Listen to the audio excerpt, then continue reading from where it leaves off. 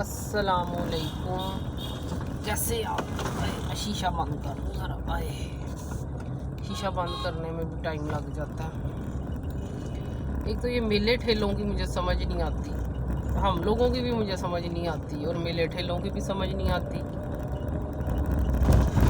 तो जो लोग इधर रेस कोर्स पार्क आते हैं, जिसको जिलानी पार्क कहते हैं, उनको पता चल जाएगा। जो लाहौर में रहते हैं कि आजकल मेले ठेलों का मौसम शुरू हो चुका हुआ है।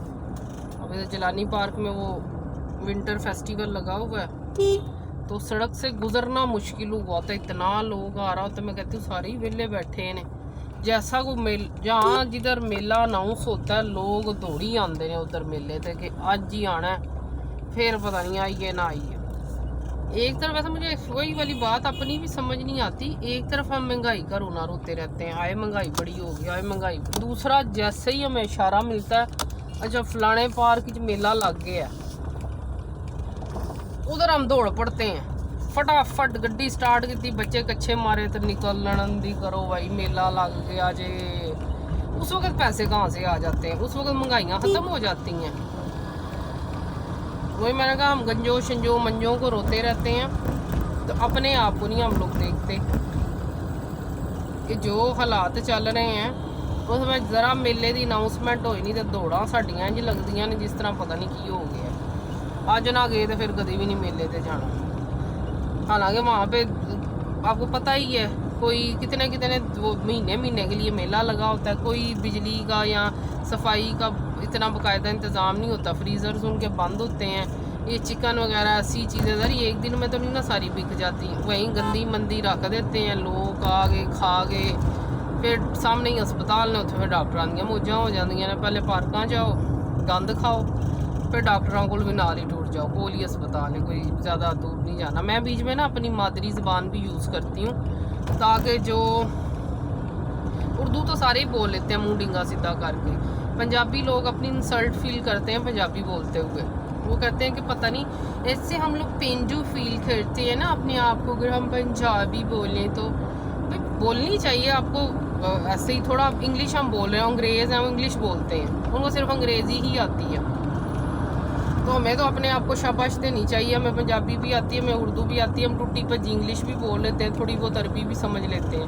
भाई हमें ज़्यादा ज़बानों पे अबूर है, तो इसलिए पंजाबी बोलने में भी हमें शर्माना क्यों? ये भी एक ज़बान है, जैसे हम उर्दू बोलते हैं, पश्तो बोलते हैं, फ़ारसी, सिंधी, बलोची, तो पंजाबी भी एक ज़बान है, वो भी बोलनी चाहिए। तो इसलिए मैं बीच में ना पंजाबी खुद भी बोलती हूँ, ताकि लोगों को अपनी ज़बान याद रहे, पंजाबी ज़बान। क्योंकि अब हम बच्चों को तो पंजाबी उनके साथ बोलने में बड़ी शर्म फील करते हैं ना, और बच्चों को आजकल आती भी कोई नहीं है। वो कहेंगे मामा अगर किसी से ना वो 42 रुपये हैं, 42 वो क्या होता है इंग्लिश में बताएं, फिर 40 दो 42, 40 भी नहीं उन्हें पता होता, 42। ओके अब समझ आ गई। चल शुक्र है हमें सारी ज़बानें आती हैं। तो मैं वही मेले ठेलों की बात कर रही हूँ कि फिर उधर महंगाई सारी कहाँ चली जाती है। अगर कोई बंदा IMF का आ जाए, वो इसीलिए मेरे ख्याल में उन्होंने खींचा है कि इन्हों की बिजली भी महंगी करो, गैस महंगी करो, पेट्रोल महंगी करो, क्योंकि ये लोग ना उड़ाते पैसे बहुत ज़्यादा है।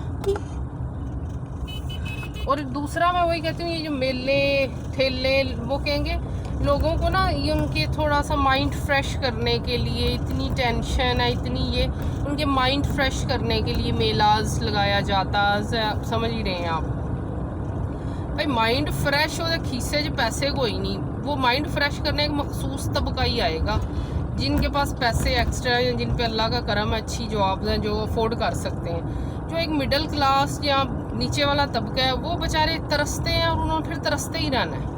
उनका क्या माइंड फ्रेश होना है? वो देख के और कुड़ते हैं कि अच्छा वो देखता है, अब जैसे गुजरते हुए नज़र तो पड़ती है अंदर क्या कुछ हो रहा है। उनके बच्चों का भी दिल करता है हम जाएं, जो वो थोड़ा बहुत पहले अफोर्ड कर सकते थे, अब वो लोग बिल्कुल ही नहीं अफोर्ड कर सकते कि इतनी महंगाई है। यार ये अब अंदर मेले में या बाज़ार में जो चीज़ 50 की मिलती है, मेले में जाके वो चीज़ 100 रुपये की हो जाएगी। एक बंदा बाज़ार वाली कुव्वतें खरीद नहीं रखता, वो मेले में जाके अपने बच्चों को लेके जाएगा, उसने झूले भी लेके देने हैं, उसने खाना पिलाना भी लेके देना है, कुछ छोटी मोटी बच्चों ने फिर चीज़ें भी लेनी है जो देखते हैं मेलों पे। तो वही मैं कहती हूँ, ये उनको जगहों पे वैसे अच्छे लगते हैं जहाँ की आवाम में कुव्वतें खरीद हो और वहाँ की आवाम खुशहाल हो। खुशहाल मीन कि वो सेटिस्फाइड हो, वो टैक्स अफोर्ड कर पे कर सकते हो अपने, उनकी इनकम इतनी ज़्यादा हो कि एक्स्ट्रा पैसे हैं वो अपने इन लग्जरीज पे खर्च कर सकते हैं। समझ रहे हैं ना आप। फिर वहाँ पे ये मेले ठेले लगे हुए सजते भी हैं, जहाँ पे आवाम बेचारी बेहाल हुई हुई है। बिजली के बिल, सिर्फ एक बिल बिजली का जमा कराने के पैसे नहीं है, अभी उसके पास दूसरे बिल बेशुमार हैं जिनकी लाइन है। वो ऐसे में क्या पिकनिक करेंगे। वही मैं कहती हूँ, ये तो अपने जो जिन्होंने मेले ठेले लगाए हैं वो उनकी अपनी इनकम का जरिया है भाई। जिन्होंने लगाए हैं वो अपनी इनकम करेंगे इससे। ज़ाहिर स्टॉल्स वगैरह से पैसे लेंगे, अंदर खाते खुद भी खा रहे होते हैं। अब ये ना कि नहीं जी अंदर तो हम कोई नहीं खा रही, ये मुमकिन ही नहीं है ये लोग अंदर ना खाएं। अब जाइए, हम इतना तो एक्सपीरियंस मेरा भी हो गया है इसके साथ साथ, जिधर भी जिस शोबे में भी जाएं 70% अंदर खा के काम होता है, 30% ईमानदार लोग होते हैं। हर शोबा खा रहा है, छोटे से छोटा खा रहा है, बड़े से बड़ा खा रहा है। फिर कहते हैं पता नहीं है जलजले क्यों आंदे ने, पता नहीं है क्यों हालात हैं जिन्हें, पता नहीं है क्यों बीमारियां इन्नियां हो गई हैं। हम अपने करतूत नहीं चेक करते। अच्छा, मैं ज़्यादा इमोशनल होकर ना ज़्यादा ही आगे निकल जाती हूँ, बात फिर वही मेले ठेले पे आ गई। किसी दिन मैं सिर्फ इमोशनल लेक्चर रखूँगी जिसमें मैंने बोलते रहना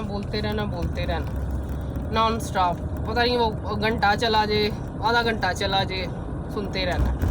तो मैं वही कहती हूँ कि मेले ठेले, अब मुझे नहीं पता, जहाँ तक मेरा है यहाँ तो फिर ऐसे मेले ठेले अगर हुकूमती सरपरस्ती में लग रहे हैं ना, जैसे ये इतवार बाजार अब तो हर वो भी ख़त्म हो गए, प्राइस कंट्रोल करके लगाए ना, ताकि जो दूसरे लोग बेचारे जो पास है मुंह देख के निकल जाते हैं, उनके बच्चे भी इंजॉय कर सकते हैं ना। वो भी बच्चे हैं ना, और वो बच्चे तादाद में ज़्यादा हैं। जो मिडिल क्लास या लोअर मिडिल क्लास तबका है वो ज़्यादा है, अपर वाले जो हैं वो कम है।